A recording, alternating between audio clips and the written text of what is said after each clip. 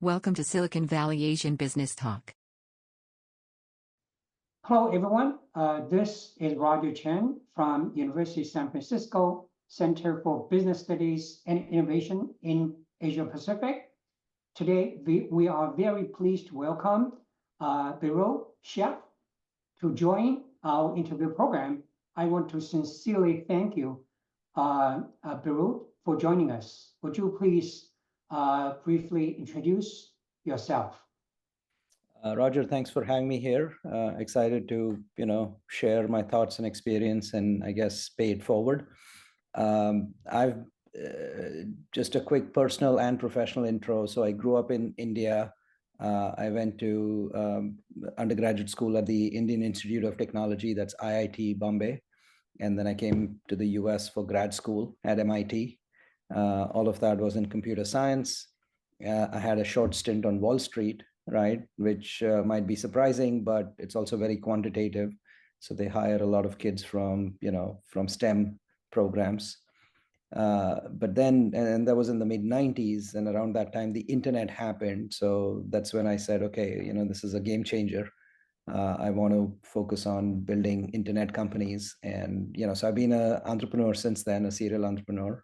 I founded my first company called Elance in 98. Elance, and it's now called Upwork. It's a public company. It pioneered the gig economy or online freelancing, and it continues to scale and grow very nicely today. And later in the mid 2000s, I think 2005 or so, I founded this company called Gupshup, which is the pioneer in conversational engagement. And I'll talk more about it as well soon. But, essentially we help businesses build conversational experiences or chatbots to engage with their consumers. And this is particularly relevant globally in the emerging markets, which are mobile first and messaging centric environments. So a little bit like what WeChat has done in China, the same kind of idea, a super app is emerging in the other emerging markets as well. So we build tools, enterprise tools. We help businesses take advantage of that. Conversations AI and its applications in business. Now your company is fully engaged or offering AI-related services. Maybe you can just briefly tell our audience what's your kind of offerings, and in particular, what are the different AI use cases to help the audience to better understand the application of the AI? Sure. So I think, let me, to provide some context, right? The way we look at the problem is that in the emerging markets, like I mentioned earlier, people don't use the web. So in the US and Europe, people use the web quite heavily because that emerged, sort of in the mid 90s in an era of laptop, desktop, and it's all got very well established. But in the emerging markets, they leapfrog to a mobile first ecosystem. Everybody's on messaging apps. So there's a new kind of internet emerging, the conversational internet, right? Where you think of the chatbot as the new website and think of the messaging app, WhatsApp, as the new browser, right? This whole phenomena is a new kind of internet, the conversational internet.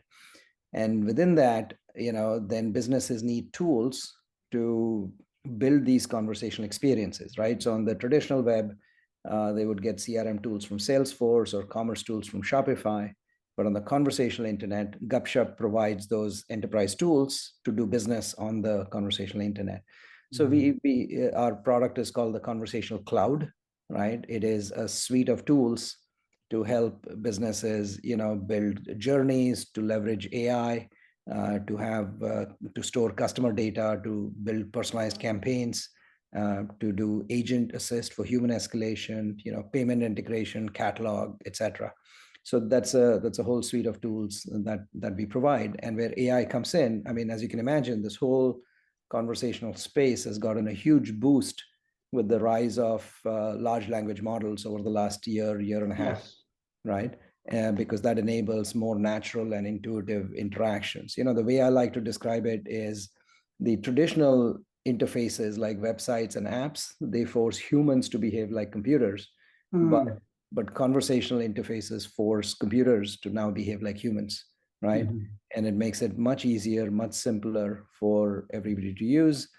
And I think with LLMs and with computers can really have a natural interaction with no training required. It's very, for the consumer, it's as if they're chatting to a friend or family member, right? But it just happens Yeah. to be a business sort of chatbot. So that's where we are one of the biggest leaders in conversational AI, in the applications of conversational AI, right? So we help, let's say, retailers or banks or airlines or hotels or educational institutes, healthcare, government agencies. They want to offer services to consumers, and they can do that by leveraging conversational AI. So people can, instead of calling the call center or going to a local branch, they can just chat through WhatsApp and get their queries answered. Or, basically the business can do everything they would otherwise do at a branch, on a website, at a call center. All of that can now just be done through this. So that's what we do. Conversation AI and future company customer interaction. Maybe following your kind of a conversation AI, which basically is an interface between company and customers. Based on your view, how your conversation AI is going to change or shape companies' functions, such as marketing, customer service. Do you have any kind of visions or thoughts to share with us? Yeah, absolutely. I think all of so to understand what's happening, right? Think of it as the evolution of interfaces, right? So we've gone from you want the interface between humans and computers, you want it to be as simple, as intuitive as possible, right? And if you remember, it used to be punch cards, and many of your students won't even remember.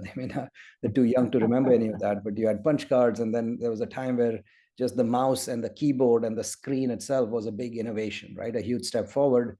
And then on the mobile screen, where you no longer need a stylus, right, where you can just use your fingers, was another big step. And finally, now when we get to conversational interfaces, I think that's the logical endpoint. And I say the endpoint because think about how humans interact with each other, right? We have a Right. conversation like you and I are having right now. Well, and this, every human knows how to do. We knew it since we were babies, right? So imagine if you can interact with computers in the same way, right? If you can just by talking to something in a very natural way, that makes it much easier. So I think that's very, very powerful. It really is convenient. It's simple. People don't have to think, the cognitive load, if you will, Right. it's much lower. It's very super convenient.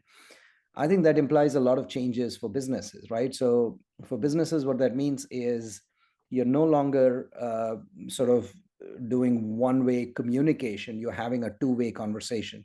You're not talking to the customer, you're talking with the customer, which means you have to not just broadcast your marketing messages or your advertising messages saying, buy this, buy that, but you're trying to have a conversation like, what would you like to buy? What are you interested in, right?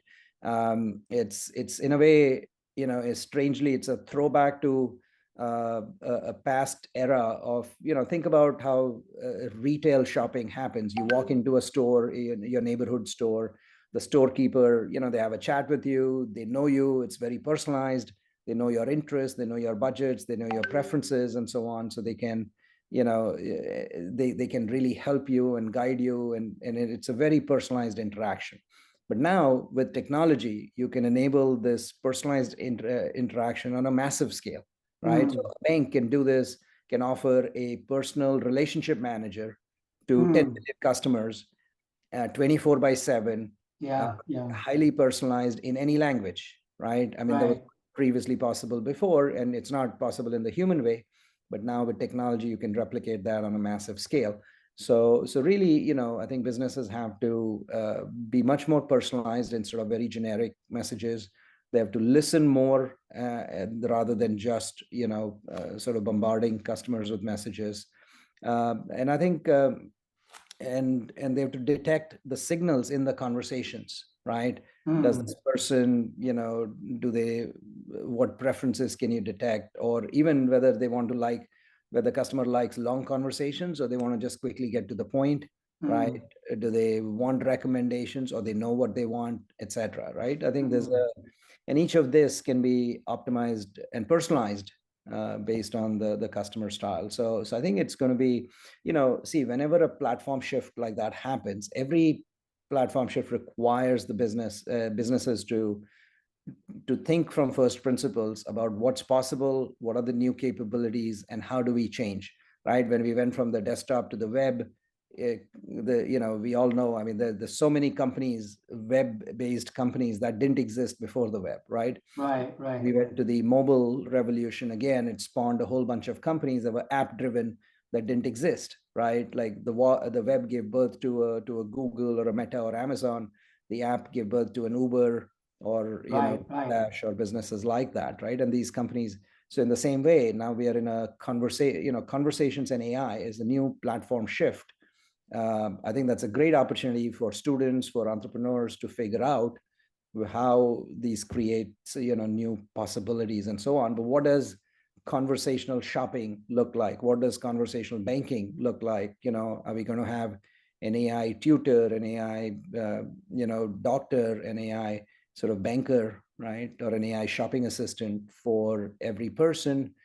Like I said, 24/7, highly knowledgeable, and it's almost like personal assistant, right? Customized. Exactly. Thank you for watching.